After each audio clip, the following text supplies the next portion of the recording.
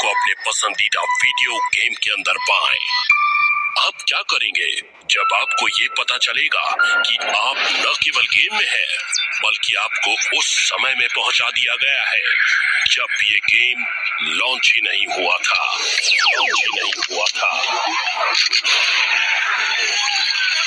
हमेशा लापरवाह और जिद्दी सा रहने वाला गर्व राठौर अपनी गेमिंग की दुनिया में हमेशा खोया रहता था, पर एक दिन वो उसी गेम के अंदर खुद को एक प्लेयर की तरह पाता है।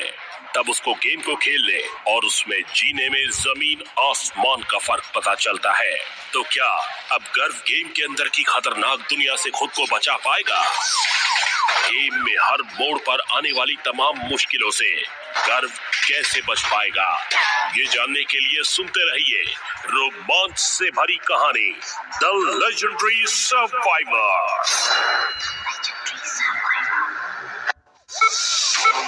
Test subject number 24। वैलकरी के इंजेक्शन के बाद सब्जेक्ट 2 मिनट और 45 सेकंड तक ही जिंदा रहा। मौत का समय सुबह के 4:22। घर पर तो मैं अकेला ही था, फिर ये आवाज किसकी है? होश में आने के बाद गर्व राठौर ने सबसे पहले जो शब्द सुने वो यही थे। पर ये कौन लोग हैं और क्या बातें कर रहे हैं? और इस मौत का समय कहने से इनका क्या मतलब है? वो तो अभी जिंदा है और फिलहाल उसके मरने का कोई इरादा भी नहीं है।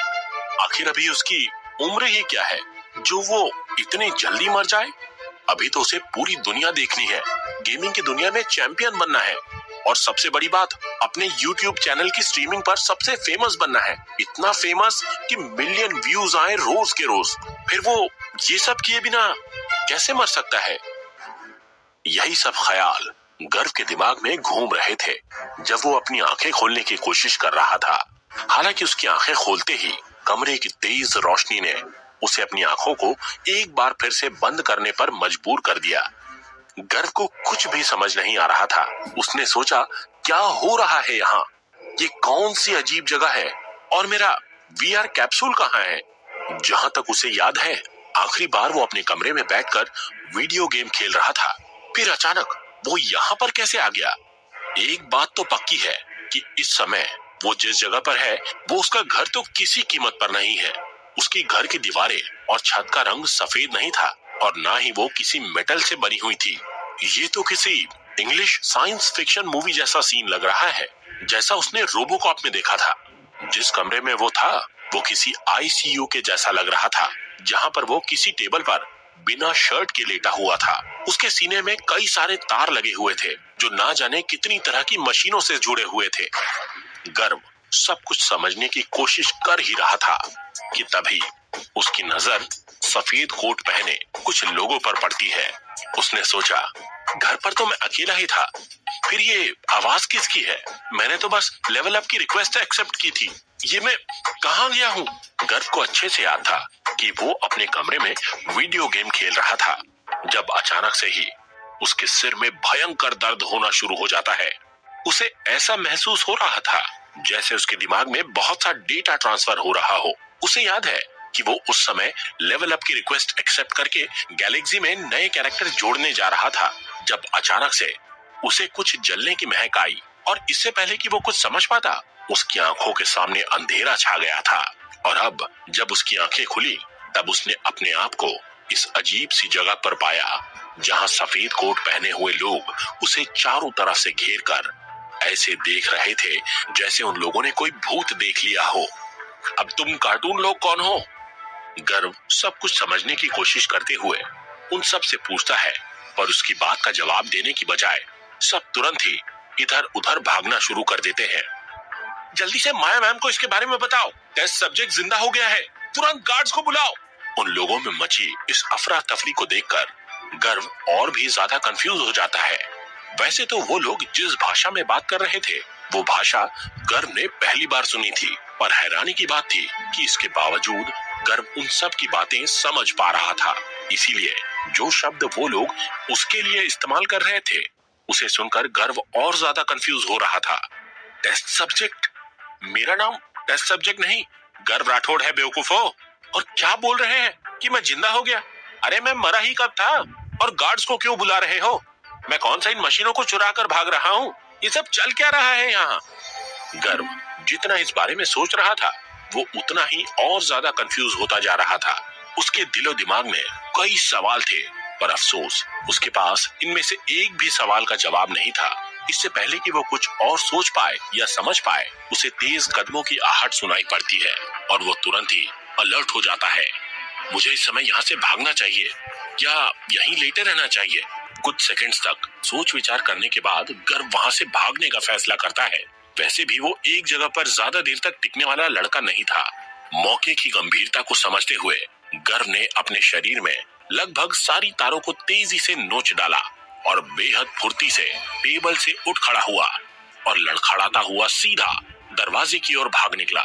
हैरानी की बात तो ये थी कि वहां मौजूद किसी भी इंसान ने उसे रोकने की कोशिश नहीं की। उल्टा वो सब तो उसके रास्ते से ऐसे हट गए थे मानो कि उन सबको गर्व के हाथों मर जाने का खतरा हो।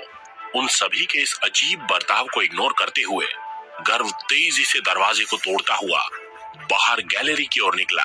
पर इससे पहले कि वो इस गैलरी में ठीक तरह से कदम भी रख पाया, काले कपड़े पहने और हाथ में इलेक्ट्रॉनिक स्टिक लिए कम से कम दर्जन भर गार्ड्स उसे हर तरफ से घेर लेते हैं। उन सभी की यूनिफॉर्म देखकर गर्व हैरान रह जाता है। उन सभी को उनकी यूनिफॉर्म में देखकर उसे ऐसा लग रहा था जैसे वो इंसान नहीं बल्कि कोई आधा अधूरा पौधा खड़ा हो। सकार ग्रह से हाइड्रा वर्जन 1 में फिर से वापस आ गया। इन्हें तो हटा दिया गया था ना? गर्व उन गार्ड्स को ध्यान से देखते हुए सोचता है। इससे पहले कि वो और कुछ सोच पाए, एक गार्ड अपनी इलेक्ट्रॉनिक स्टिक से उस पर अटैक करता है और अनजाने में गर्व उस अटैक को अपने हाथ से रोककर खुद को चोट लगने से बचा लेता है। पर फिर भी इलेक्ट्रॉनिक स्टिक के लगने की वजह से उसके पूरे शरीर में एक करंट सा दौड़ जाता है और वो दर्द के मारे कराहने लगता है। एक पल के लिए तो गर्व को ऐसा लगता है मानो कि उसकी सभी हड्डियां टूट गई हैं और उसका पूरा शरीर सुन्न पड़ जाता है।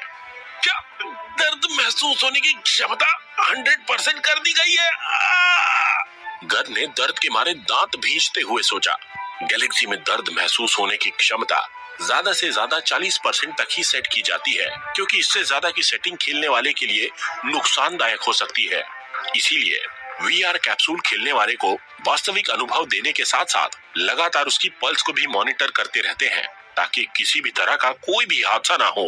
लेकिन इधर कुछ समय से उसके वीआर कैप्सूल में कुछ दिक्कतें आ रही थी। अभी इसको लिए बस 7 साल ही हुए हैं और इस वीआर कैप्सूल में दिक्कत आना भी शुरू हो गई। अभी कुछ दिन पहले ही तो इसे ठीक कराया था और इसके लिए उस आदमी को 30,000 रुपए दिए थे। उसने कहा था कि ये 6 महीने तक आराम से चलेगा। झूठा मक्कार कहीं का। बहुत हो गया, मुझे अपना पैसा वापस चाहिए। जाते ही सबसे पहले उससे मैं अपने पैसे वापस लूंगा, पर पहले यहाँ से बाहर तो निकलो। गर्व इन्हीं सब उधेड़ बुन में इतना उलझा हुआ था कि उसे एहसास नहीं हुआ कि कब किस बॉडीगार्ड ने उसे उठाकर उसे एक छोटे कमरे में बंद करके उसमें ताला लगा दिया। अब उस छोटे से अंधेरे कमरे में गर्व एकदम अकेला था। अपनी कलाई के घाव को लगातार सहलाते हुए वो सब कुछ समझने की कोशिश कर रहा था, लेकिन जितना ज्यादा वो सोच रहा था उतना ज्यादा उसके सिर का दर्द बढ़ता जा रहा था, जैसे कि अभी भी उसके दिमाग में काफी सारा डेटा ट्रांसफर हो रहा हो। मैं गैलेक्सी के अंदर आ गया हूँ। कुछ देर तक सब कुछ सोचने समझने के बाद गर्व को आखिरकार समझ में आ ही जाता है कि उसके साथ क्या हो रहा है, और इस बात का एहसास होते ही हैरानी से उसकी आंखें खुली की खुली रह जाती हैं।